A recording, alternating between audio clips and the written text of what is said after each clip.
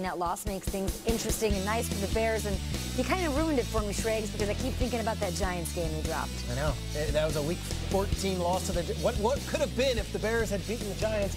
They would be the #2 seed because they beat the Rams head-to-head. This was a table-flipping Week 15. Streaks ended, upset specials.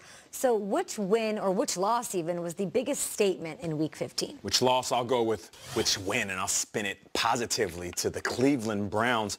While Kyle Brandt was reading his highlight, I literally got up off the table, and I went over to talk to our super producer / researcher, Matt Hamilton. I said, all right, so tell me again about this Browns losing streak. I want to make sure I get this right for TV. He said, yeah, you're right. It's 11 straight losses dating back to 1990.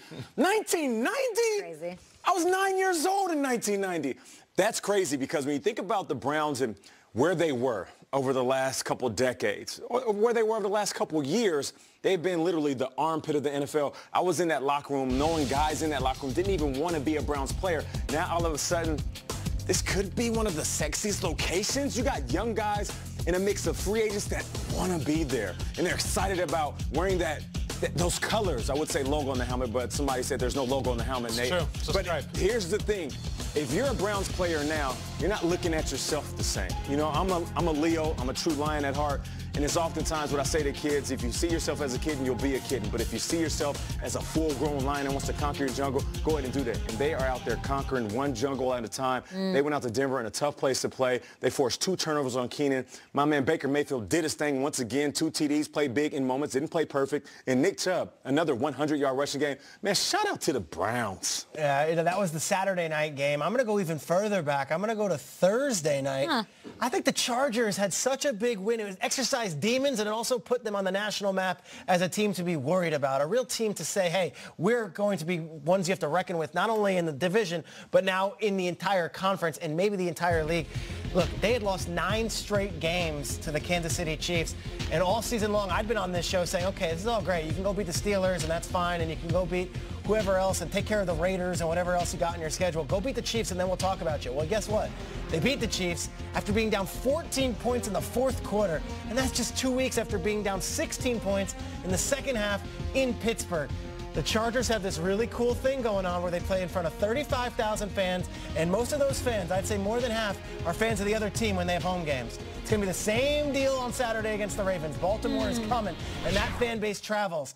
But they are calloused, they are hardened, and they are ready to take on a team anywhere. If it means playing in London, bring it. If it means playing in Pittsburgh, bring it. If it means playing in Kansas City, bring it. If it means playing at home when everyone's wearing purple on Saturday night, bring it. I think the Chargers had the biggest win of the weekend, not only beating the Chiefs, but making a statement around the league saying, you got to worry about us. They set the tone for all these upsets on Thursday. Yeah, I mean, going for 2 at the end of the game, that was unbelievable the way they did that. And look what happened, to your point. My favorite tweet came out last night. It was from the @Pittsburgh Steelers official account, and was right after the game. And they did the Will Ferrell. It just said, did that go how you thought it was going to go? And it was so perfect because the Steelers are the other guys. I mean, it's you look at, and it's December, and you turn on your TV, and it's Jim Nantz, and it's dark, and it's at Heinz Field, and Tom Brady's there, and the Patriots are going to win that game. They've gone back years. I talked about this last week. Ben Roethlisberger has beaten Tom Brady in 7 years. And in that time, Kevin Cobb's beaten Tom Brady, and Sam Bradford's beaten him. Obviously, Nick Foles. It goes on and on and on. I think he really needed to have it. I know Mike Tomlin really needed to have it. You lose the Patriots and miss the playoffs, we could be talking about a new coach. And Pittsburgh never hires a new coach. I also think that it gets lost last year. Last year, they beat the Patriots. They beat the Patriots, and an idiotic rule that has since been changed took the win from them. But this year, they really did it. They didn't leave it to a rule. There was no question. There was no controversy in this game, guys. There's always some weird discussion the next day. The only discussion is how much better were the Steelers than the Patriots last night, and it was by a lot. If the Patriots don't get some wild, weird Chris Hogan touchdown, they're not even showing up in that game. So after all these years and all this scar tissue and all these losses, this one wasn't really close. I know the Patriots had a shot at the end of the game. The Steelers beat the crap out of them. I don't care what the score says. That was all Pittsburgh. You're right. You're right about that. Well said by everybody. Wow, they're such good games. Yeah, there were. The way that we thought that they would. I cannot talk about the Bears in this one. The Bears, I mean, they're 2-15 the last 17 games they've played against the Green Bay Packers. Right. They haven't won over Green Bay at Soldier Field since 2010. They haven't clinched the division since 2010 either. So there's that. There's the amazingness of just what that is and what it means for Nagy and getting Khalil Mack and being a Chicago fan. What's more is that you have Eddie Jackson, the playmaker on this defense outside of Khalil Mack for the Chicago Bears, ending that streak that Aaron Rodgers had going. There's little things in this that you are reveling in if you are a Bears fan this morning. He had what it was a consecutive 402 straight attempts without an interception. Eddie Jackson ends that. And they didn't just clinch the division, they killed the Packers' playoff hopes, dashing the dreams.